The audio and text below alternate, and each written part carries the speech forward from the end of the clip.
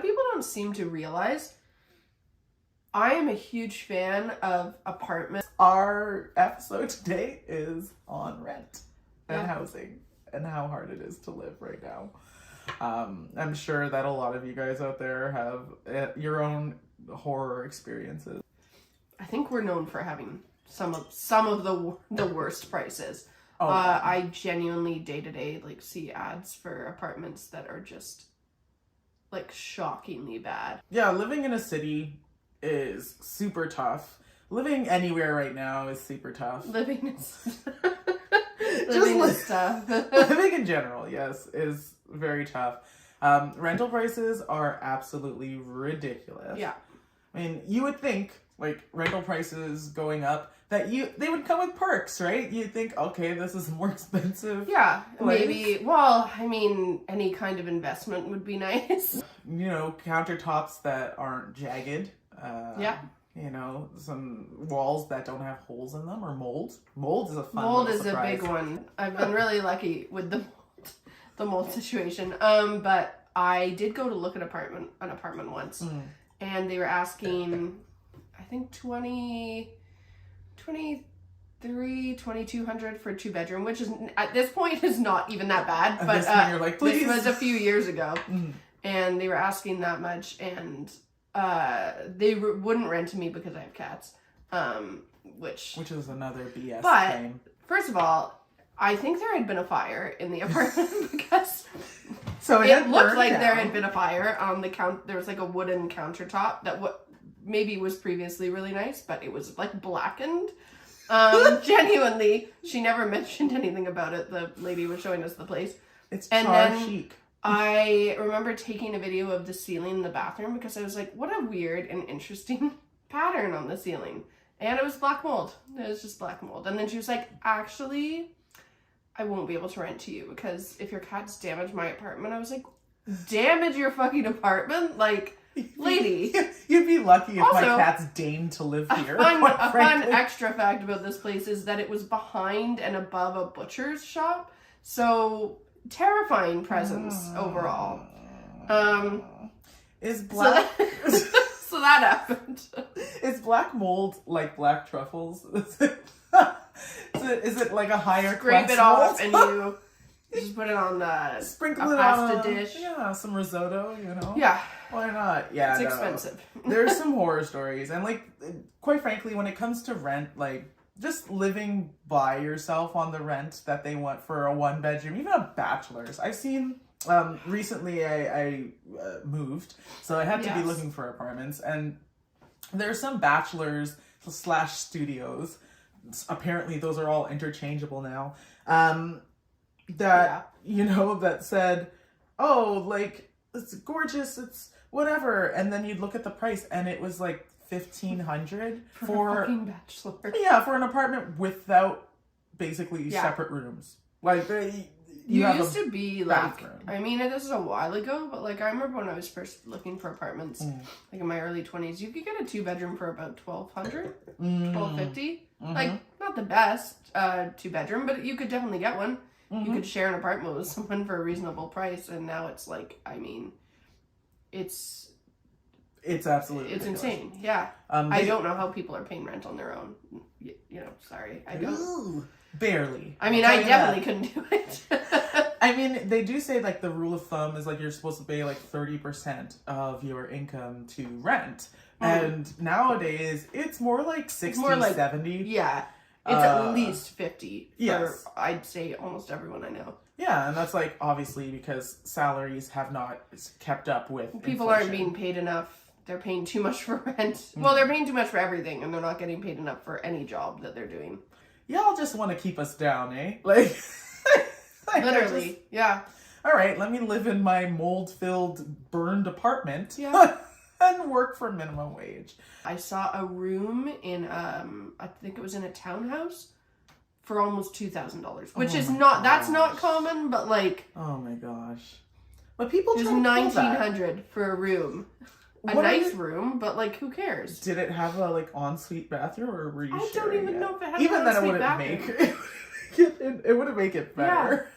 Yeah. No, these are people who are just literally like I wonder how much I can squeeze out of people.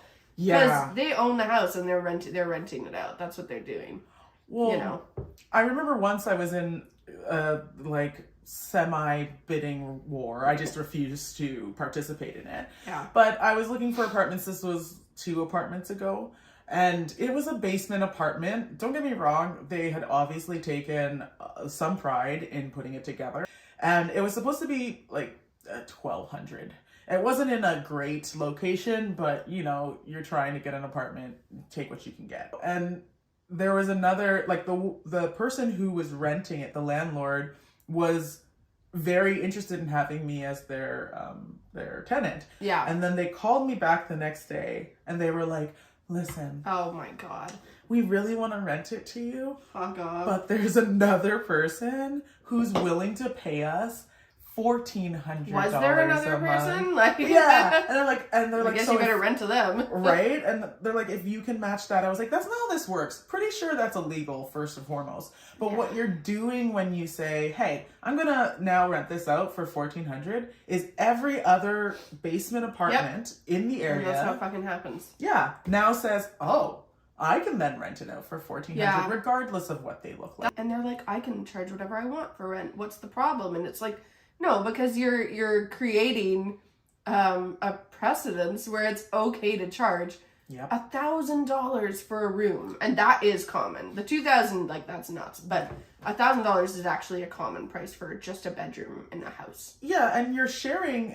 Don't get it twisted. You're sharing all the other amenities with other people. You're sharing a house and a space with other people. Yeah, a kitchen, everything, and so it's nuts. It's nuts, and it's sadly something that people have to do nowadays. Yeah. You have to share spaces like that with other people in order to make your ends meet and in order to have a reasonable handle on your savings. And also in order to have any kind of a life.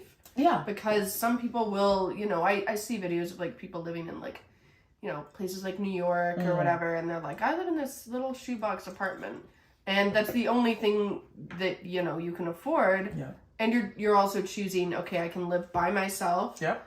I can actually afford to go out and live in the city that I'm paying to live in, because the only real thing, I mean, unless, you know, you have a specific job in a city, people live in cities because they want, they have an expectation of the lifestyle they're going to lead there, right? Yeah, for sure. And if you can't even go out, and you can't even go to events, you can't go to shows, you can't experience what living in a city is, then what is the point of paying an extortionate amount of rent? It makes no sense. We were talking earlier about like sitcoms, and I was discussing how like it does romanticize the idea of having a roommate. Like, think of Friends, think of Full House. Like, those are situations where like 8 to 9 people, well, Friends not so much, they like live in other apartments, but they live together. I don't know, but like Full House for sure, you have like 3 generations living in the same house. That's a lot of people. And it's very like romanticized. It's very like, oh, and that's for people who are there are what are like 4 or 5 adults in that house that all have really good jobs and good salaries.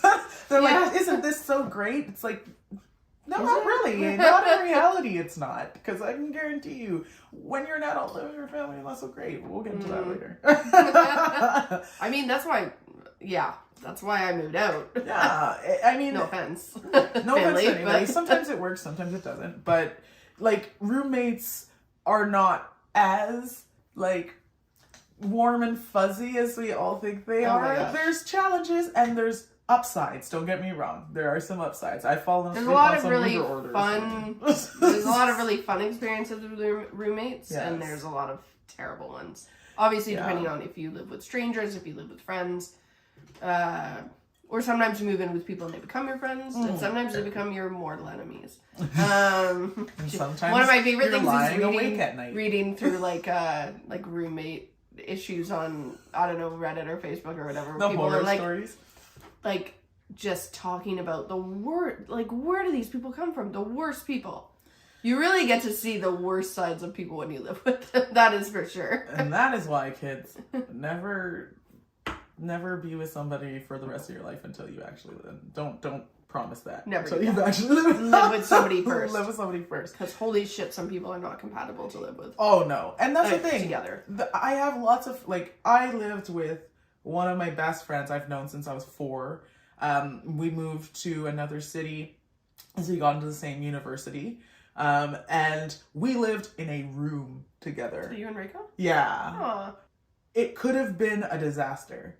The good thing is that we meshed very well. Mm-hmm. So living in that room together wasn't that bad. But we had some people that we knew that did not enjoy it. And it's close quarters. And you have to remember, your house is where you go to relax. Your house is where you just need to let feel everything go, and you just are your most disgusting, annoying self, basically. It's where you walk around in a dirty t-shirt eating a block of cheese. And you like to do things exactly how you like to do them. And when you get 5 or 6 people living in a house with a mentality of, well, this is what I like, naturally, problems occur, basically. Exactly. I've never actually lived in, an apartment where we shared utilities in the sense of bills. Have you ever lived with roommates? Yeah. How did the bills work? Because I've heard horror stories about that. My friends... We split them just evenly. My friends lived in... I don't know how else you would do it. Oh, well, my friend lived in Chicago. Yeah. And he had 2 or 3 other roommates. And one of them was very much the person you described of I do this and this is my thing. Yeah. But they would never contribute to a lot of the cleaning or the bills were even. But this person had the biggest room and a den sort of attached. There's always one of those. To it, yeah. Where only they use that den. See now. And so then that it's to a me weird... is different. And I had that conversation come up when we moved into our first house with another friend. But my friend, when we moved in, with no knowledge of this prior, and I'm sorry to that friend, but was I'd actually really like it if I could have my own bathroom, because I really don't like sharing a bathroom. And we had more than one. Yeah. But I was well, I mean, you'd have to pay for that, you know? And she wanted we had a little mudroom in the back of the house, an extension. She wanted it as an art space. And I'm that's cool. We can have it as an art space. Mm-hmm. But if you want it to be your room, all of these, you have to pay more. Yeah. Yeah, because we're all paying for the entirety of the house. Yeah. So if you get private spaces, then those, you can pay more. Yeah. And even with things like cleaning, I mean, with the same roommates, and I'm sure other people have had where it just isn't working. You're not compatible in terms of how much you clean and stuff. Mm-hmm. Yeah, I got to a point where I was if you don't want to clean, you're gonna have to pay more, because I'm not a maid and neither is anyone else here. And if I'm gonna clean up after you at a certain point, to me it comes to you don't value my time, because I value my time, but I'm spending my time on shit that you should have done. So at a certain point, if you don't want to clean or do anything, pay more rent, because then I'll just do it and I'll take it on as an extra job. Yeah, but you can't take your roommates for granted. No. I lived in a share house, and for those of you who don't know, it's sort of just like a boarding house. They have a lot of them in Japan because it's a racket, whatever. So I lived in a share house, and we were all fine. We're all from different countries, you know, we all had rooms in a house, and we had communal places, shared the laundry, shared the showers, whatever. And one girl moved in, and she was just off her rocker in the sense that she was listen, everything needs to be the way that I do it. Until one day she came up to me and told me I had to wash my face towel every day. Oh my God. Because she didn't like that I was leaving it out to dry. And I was are you kidding me? Has literally no bearing on her life. It's nothing to do with her. Do you use my face towel? Yeah. Hopefully not. If you find it very hard to live with other people in that sense, then you need to have control over everybody else. Then that's a problem. Well, that's the thing too. Obviously, people have to live with other people to save money, and that's but then you have to learn to live with other people. Mm-hmm. And I mean, I definitely learned a lot through living with other people about you know, just being empathetic as well. Because you know, when you first move in with people and you discover that everyone has terrible traits, including yourself. Ew. Yeah, you kind of have to be like, okay, like I lived with enough people that I was like, lived with really, really, really untidy and like difficult roommates and we were like best friends when we moved in, and we lived together, and all of us stopped talking for like a year after they moved out. We're friends now. It's fine because we were 20 and we're not 20 anymore. But we came back together, but like we needed a literal year of no contact because we fought so badly. But then I also lived with other people later where like I was slacking and I was like, fuck, I'm the shitty roommate. And still, everyone's standards are different. I ended up living with people who were so much cleaner than me, and I was like, oh, so that doesn't feel great, you know? It does put yourself into perspective as to like, you might think you're a clean person, but then you meet somebody who's really clean, you're like, oh yeah, exactly. And then I was like, wow, I can't keep up with that. You might be great friends if you're not roommates. Do you know? Yeah, exactly. And living together can absolutely change a friendship. Yeah. I also lived with I'm actually friends still with everyone that I lived with. Yeah, roommates are almost like I'd say 80% of the time a necessity, unless you're in some real privileged positions. Yeah. Or you're either part of like a partnership or like a partnership.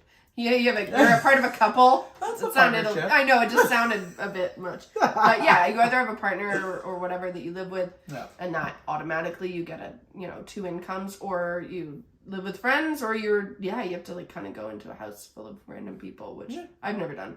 I don't think I could do that. Oh, the thing is that it was relatively fine. Oh, I'm sure, yeah. But it was just that one personality. All it takes though is one person to fuck up the whole atmosphere. Like when you make dinner and you sit down to eat the dinner right after you make it, and then somebody comes up to you while you're eating and says you didn't wash the dishes. Yep. It's like, I'm not finished eating. I have energy for one task. Yeah. That's the thing. I have the spoon for one task, and it's going to be either cooking or cleaning. So they can't be both.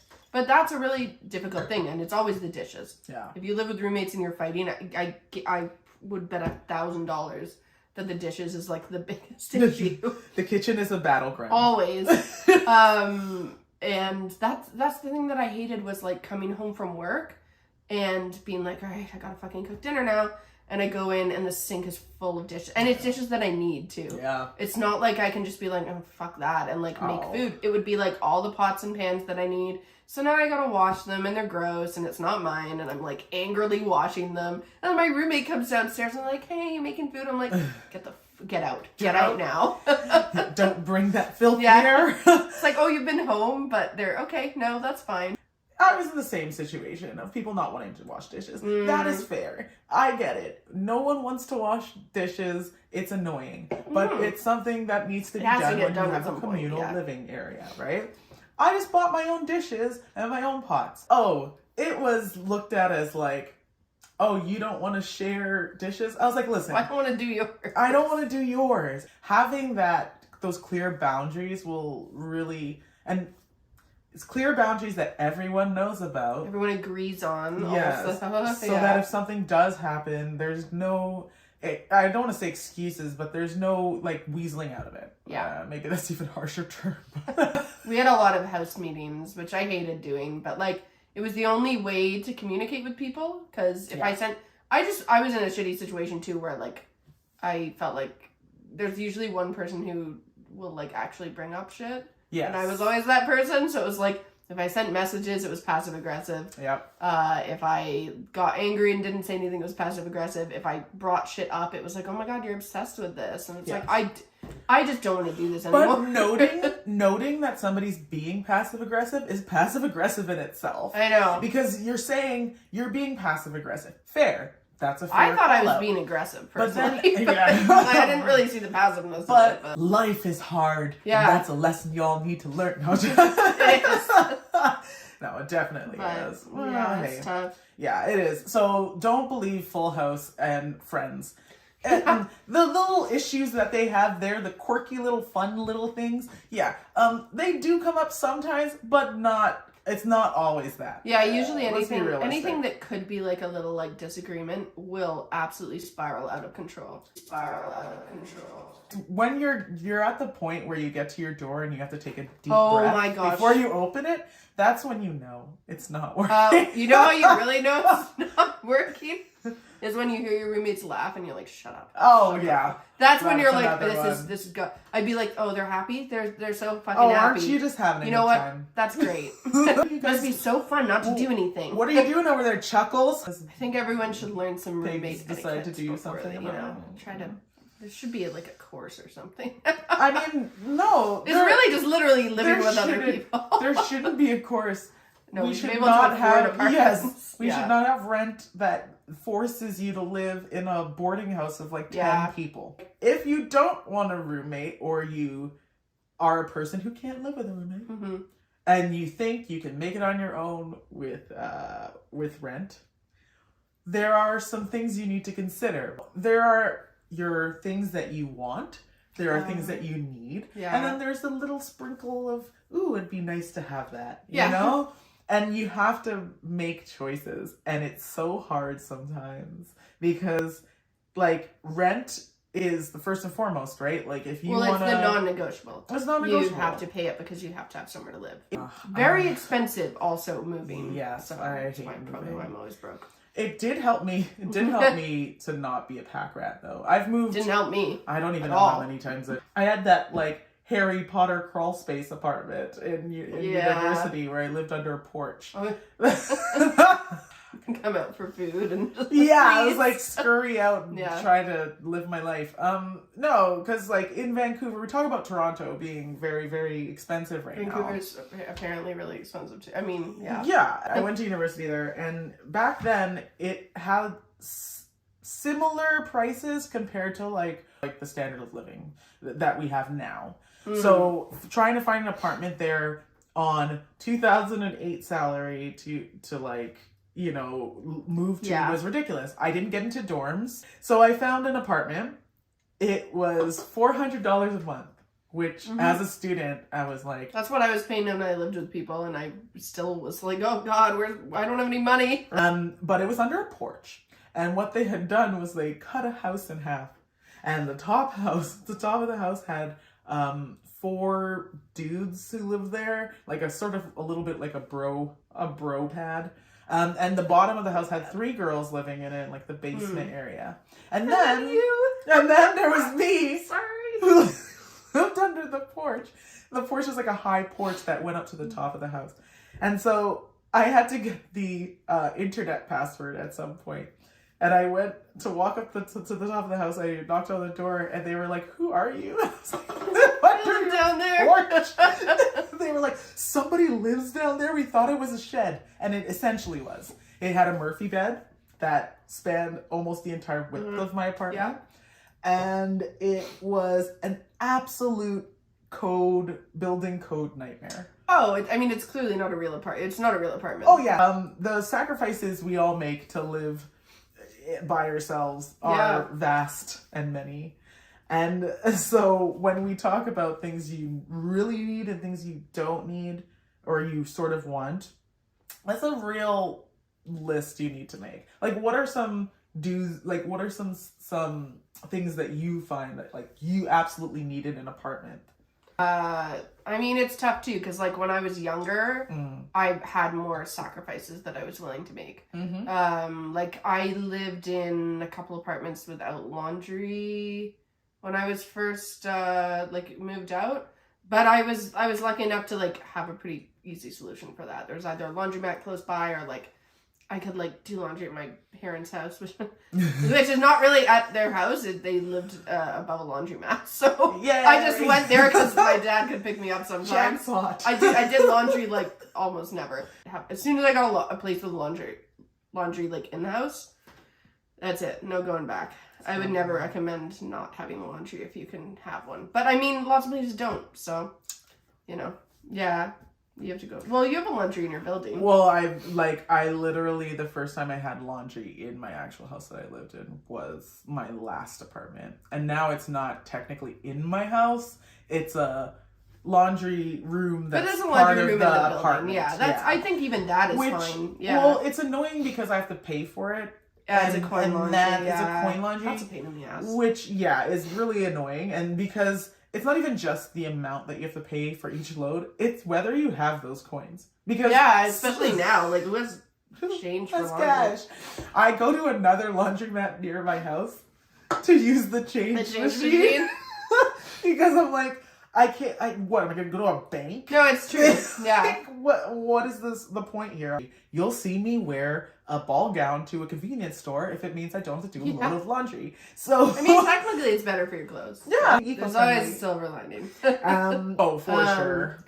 In terms of other stuff that, like, I think sacrificing, for me, if I was giving someone advice for looking for a place, I would sacrifice how, like, nice the apartment is. Nice in terms of, like, how nice it looks. Yeah. That's what I would sacrifice. Because you can paint, you can put up shelves. Also, I see all these people being like, oh, I don't know if I can put up stuff in your apartment. It doesn't fucking matter. Who cares? If they're making you pay some sort of deposit, that's sketchy. So, but you can dress up a really, like, kind of lackluster or kind of shitty place. You can make anything a home, as quite long frankly. as, like, that's just gonna have, if you're in a basement, you're gonna get spiders. And yeah, I used to get a lot of spider bites in my last apartment, which was a basement apartment. One of my must-haves, anytime I'm looking for an apartment, really, is I need to have my bedroom a separate room. I know that, like, I've never lived in a bachelor. Yeah, like, not everyone can. And I don't want my bathroom to be the only thing that I could go into. It's like having kids or something. You just lock yourself in there. And my first apartment, I lived in a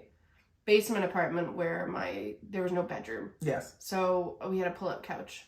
Slept on that for a year. I've had that. And it just, like, it was actually a great couch we found on, like, Facebook Marketplace or something. Craigslist. Facebook? It wasn't, didn't exist yet. It was Craigslist.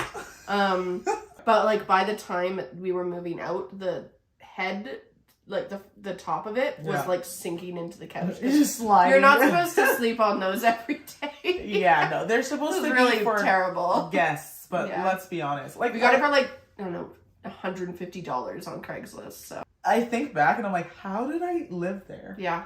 How did I do this? I had no chairs in my apartment, no furniture where I sat off the floor, and it was just a futon, which there is not our, like, North American, you have a structured bed that, like, folds up. No, it's just a mat on a floor. Oh, yeah. And I know that there's people who do live, like, in those smaller spaces, and they make it work, and it works for them. Yeah. You know, there are some things that I look back on, I'm like, oh, gosh. How did I do it? All my apartments have been nice, and they've been clean. Yes. But they've all, like, they've gotten better, of course. That's the hope, is that you can kind of move up. It's not to some crazy scale, but they slowly, it's a little bit like that. It is a little bit like that. Basement apartments have been very unkind to me. Okay? The next place I lived was above a, you know where it is. It's a bedding, like I don't know what, it's not, I don't think people say bookies, but it was a bookies. Yeah. And like, it was above that, and the landlords they were all right. They were nice enough, but it was definitely, like, it was very cheap. But it had no window screens. And when we moved in, we scrubbed pigeon shit off the fucking outside of the windows. All my apartments have been nice. Super fun. Yeah. I mean, aside from that, pretty great. My basement apartment before, where it was 17 degrees all year long. Mm-hmm.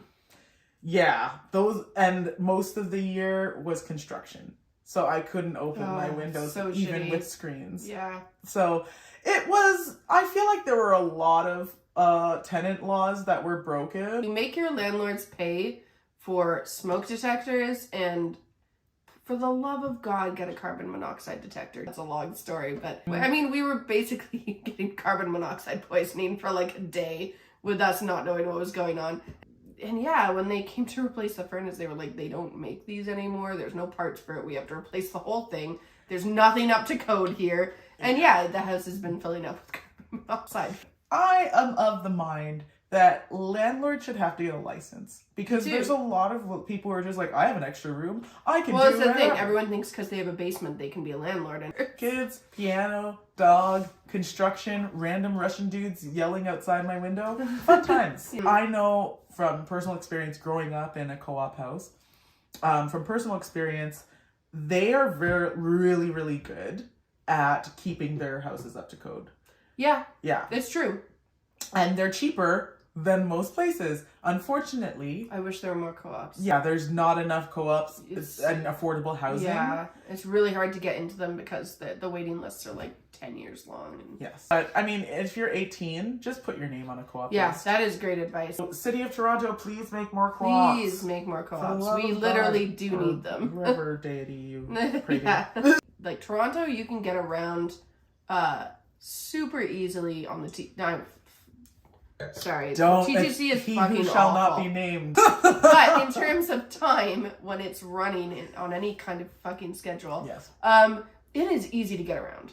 Sometimes unexpected guests come with your apartment. I mean, if you want pets, that's fine. Oh, well, raccoons are a huge one in the city. Anyways, yeah, if you want a so, pet raccoon, yeah. sometimes they come with your apartment. They might. Listen, my apartment has some house cats that come around. Not my house cats. Rihanna, you have like a sort of, we could call it like an urban Disney princess house. It's the best place in the world. She's got raccoons that they're friends with, basically. And they have a family. When she moved in, one of the requirements was you have to feed the raccoons. Yes.